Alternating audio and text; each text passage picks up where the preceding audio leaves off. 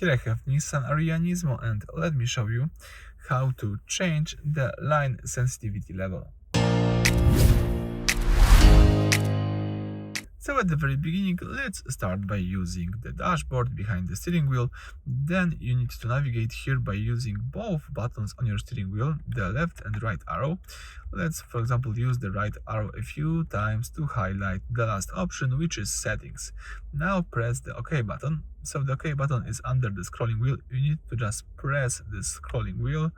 If you press it, you've got access to the following information, to the settings. Alright.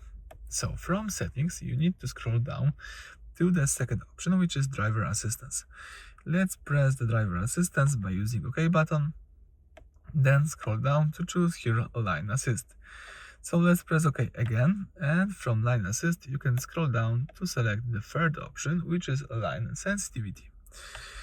Right now I'm using the mild, but I can choose it from strong to normal and also to mild. So basically, the car will be less intrusive. It will wait until you are closer to the line marking before it warns you or intervenes. Or you can choose, for example, strong. The system will react much sooner, keeping you more strictly within the lines. So this controls how strict the system is. You can choose, depend on your needs.